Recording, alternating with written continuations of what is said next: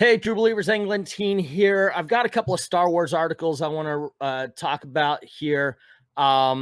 We've got Star Wars: The Mandalorian may have featured Boba Fett. By the way, we talked for hours on Homegrown Tourist and on I Love Comics about the new Disney Plus and a lot of its problems and such. I can get it on my Xbox, but I can't get it on my computer right here.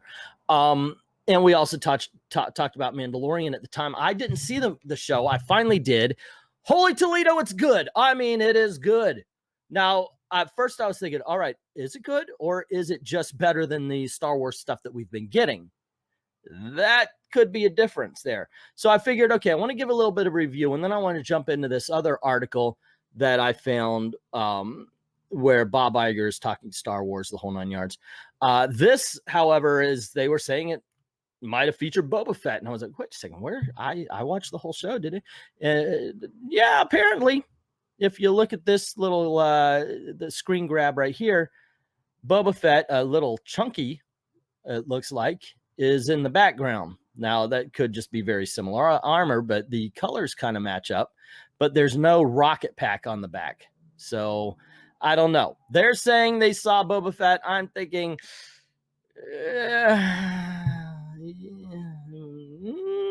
maybe, I don't know. But there you go. We were told he wouldn't be in Mandalorian, so I would say not, but they're thinking it is.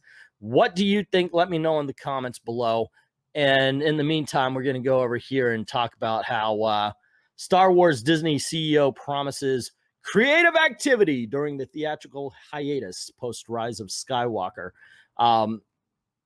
Which I'm thinking, yeah, we kind of know this sort of, but we'll see. Let's see. Walt Disney Company CEO Bob Iger on Thursday said there will be continued a lot of creative activity from Lucasfilms despite Star Wars slowdown. Okay, after Rise of Skywalker, it's the conclusion. It goes into hiatus for a few years. You know what? I hope it's only a few. I hope it's like, okay, we're going to have another movie out in 3 years. I don't want it to be 15. Not like between Jedi and Phantom Menace, because I'm freaking 50. I don't want to wait 15 years for the next Star Wars movie. Let's see. There's a Lucasfilm remain in development on the sophomore season of the first of Mandalorians. Then there's the Rogue One spinoff. And then there's the Ewan McGregor-led Obi-Wan, which is what I'm really looking for. I think that will be really cool. I'm hoping anyway. Fingers crossed. Let's see. In the Star Wars case, Star Wars 9, which comes out this December, will be the last Star Wars or the Skywalker saga. And then it'll be a few years before the next Star Wars feature. 3 years. You got 3 years. Go. All right. And he says, as we look at these businesses, their film businesses, their TV businesses, they're still big consumer products, drivers, and more, they have a great presence in parks and resorts. I love Galaxy's Edge. I really do. And I think when you go out there, play around, see it, be part of the planet, be there. The team members there are just, or cast members, because they're from Disney, are into playing their parts, and it's so much fun. Let's see. In September 2018, we had young Han Solo prequel Solo: A Star Wars Story falls shy of $400 million at the box office. Yeah, they should have moved it to Christmas. Get it a little bit more. Give Ron Howard time to make a better movie and to get it away from the separate it a little bit more from the Last Jedi stuff, and to not insult people. I think they really thought that the people who pushed back on the people who hated Last Jedi were the ones that were going to fill those seats. But unfortunately, when you insult your audience, they don't want to go see it. And your audience are people like me. Let's see. Iger goes on to say, I made the timing decision, and as I look back, I think the mistake that I made, I take the blame. It was a little too much too fast. You can expect some slowdown, but that doesn't mean we're not going to make films, Iger told the Hollywood Reporter. JJ is busy making episode 9. We have creative entities, including No, that kind of fell through. We know that. Let's see, but I think we're going to be a little bit more careful about volume and timing, and the buck stops here. How about be more careful about quality? That's what you need to be more careful about. And also be more careful about public relations. If somebody says I have a problem with that, don't call them Nazis. Don't call them sexist. Don't call them racist. Go, well, let us look into that. I'm glad you mentioned it. We know that some people like it, but some people don't. We'll check. We'll see if it's a 50-50, it's a 60-40, and we'll make adjustments accordingly. Look, the whole culture war is actually a very small part of culture. I've said this so many times. You have to understand, we kind of live in a bubble here, not just on our side, on their side as well. The regular public has no idea that all of this is going on. They just want to see a movie. And if they see the name Star Wars attached to a good movie, they're going to go. They see the name Star Wars attached to a bad movie, they're going to go. But what they end up seeing is sometimes that the culture war seeps in, and they do see the creators of Star Wars insulting their audience, and they consider themselves part of that audience as well. You can't do that. You'll lose people. Let's see. Earlier this year, Disney dated 3 as yet untitled Star Wars movies for pre-Christmas weekend every other year beginning in 2022. It's unclear if the studios is still planning those films for December. Yeah, I hope so. I hope so. Let's get those off the ground. Now, Rian Johnson, he has tweeted out, and they bring this up right here. That's why I'm bringing him up. He has tweeted out that he believes it's going on. He still thinks that his movies are going to happen.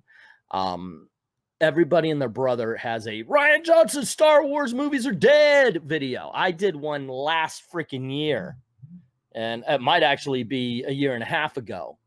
This is nothing new, guys. We've been hearing this left, right, upside down, and every day, twice on Tuesdays. When you hear a definite no, believe it. And here's something. I know confirmation bias is such a freaking drug, man. Oh, he's saying exactly what I want to hear. Rian Johnson is out.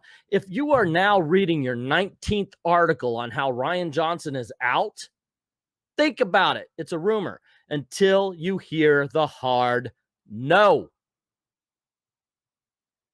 That's it. All you're getting is the confirmation bias sweats until you hear that hard no. Let's see. Most recently, when defending his decisions to back off Star Wars, Iger said less is more. No, quality is more, by the way, dumb moron. If you make good movies, because look, I mean, let's face it, Marvel puts out, 2-3 movies a year. And most of them are crowd pleasers. Most of them are called Captain Marvel. And please only those who want to make themselves look good for some reason, because once again, we're called sexist for finding it to be boring, poorly acted, and poorly written. And yes, it was poorly acted when you have a character who's supposed to lose her emotions and lose control of herself and make her powers go out outrageously wild, and she plays the character like she's on Thorazine. That's poorly acted. Let's see. I have said publicly that I think we made okay, blah, blah, blah. I've already covered that. I have not said that they were disappointing. I think there's something that's so special about Star Wars and less small. Once again, I covered that. I disagree, but there you go. One of the things that I wanted to touch upon is they were talking about more creative, and I was thinking, oh, okay, wow, that doesn't sound good, because if you're more creative after the Rise of Skywalker, then why haven't you been that creative during the Rise of Skywalker? I'm glad that's not the point, because that's how I read this. I hope they really are going wild. Mandalorian is a great start, and I hope they go in that direction. What you're doing there, just put it on the big screen. That's all I have to say. And that's all I do have to say. That's my opinion. What is yours? Let me know in the comments below. Don't forget to click like, share, subscribe. Make sure you ring that notification bell and that the notifications are on all. That's all the YouTube cares about these days. And if you don't mind helping out the channel, links in the description below. Just go on over to Patreon or to Ko-Fi, and drop $1 in the tip jar. And if you want to commission a video, go on ahead and do that. You could just pick out the topic, pick out the subject. I'll get that out to you ASAP. And if you're on Patreon, every $5 patron, like if you're $5, you get one video where you pick the topic and subject. If you're 10, 2, so forth and so on, so on, so on. All right. I'd like to thank everybody who's already done that. To everyone, all of the true believers, thank you very, very much for watching.